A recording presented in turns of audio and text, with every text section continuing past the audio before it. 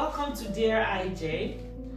This is where we add value to your spirit, body, mind, and soul.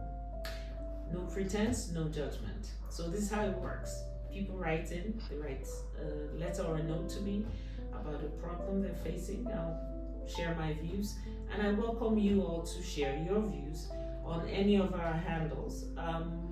If it's Instagram, it's dear_IJ, TikTok, dear_IJ, Facebook, Dear IJ, YouTube, Dear IJ. So you can also weigh in and give people the right suggestions for their challenges. We all have them. So having said that, let's get started. The first one ever letter we got, it says, Dear IJ, I am having a hard time parenting my children the way I was raised. I believe I turned out okay, but the methods my parents used are not working for my children. Remember, we summarize the letters because we don't have enough time to read them. So when it comes to raising children, remember that parenting is about transmission. You're transmitting values, you're transmitting beliefs, you're transmitting character, you're transmitting standards. It's transmission.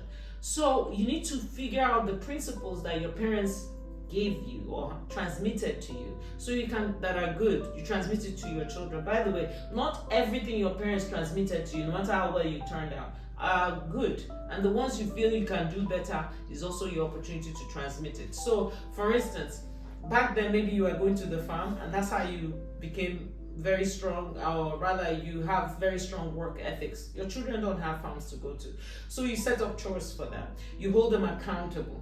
As they get older, you emphasize the values that are attached to hard work, the values that are attached to having strong work ethics. It could be an internship, it could be something tech driven, it doesn't matter. The point is a different time, but the principles are still the same. So in saying all of that, it's important we also know that parenting, if you think about how our parents did it, one outstanding principle they had, I have to look at my notes because I don't want to leave out any of the goodies I have. One of the outstanding things that our parents did back then, honestly, is that they were intentional. Most of us don't even know how intentional our parents were. We think it was automatic. No, it wasn't. Because when you speak, for instance, when you think about the things your parents talk to you about, they were intentional. We speak to the spirit of our children, not their age.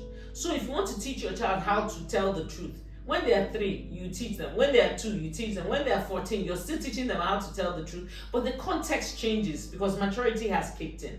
So teaching them how to tell the truth, you're speaking to their spirit. That's why even when you're in your 40s, 50s, you still remember what your parents told you.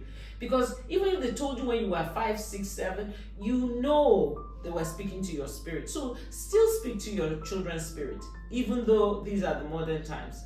Another value I think most of us hold dear, we don't even know what it did for us, is instant gratification.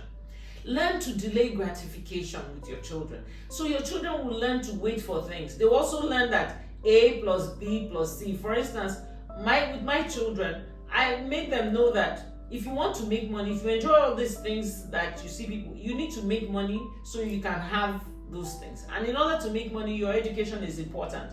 You may work hard. One of my kids, she's always complaining how tedious school is. She's in medical school. I always tell her, are you sure you want to be a doctor? Because this is what you have to do. But guess what? If you work this hard when you're younger, by God's grace, you will enjoy it when you're older. That's delayed gratification. So there are ways you can teach children that. For instance, if your child wants something when they are toddlers, don't give it to them immediately.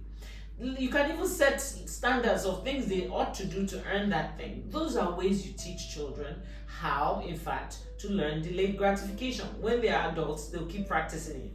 Then another thing is to earn your keep. I've touched on it before. Growing up, I'm sure, Ini, when you were growing up, one of the values your parents taught you is to earn your keep. That means you don't look at somebody else's something. You don't feel entitled to something that somebody else has.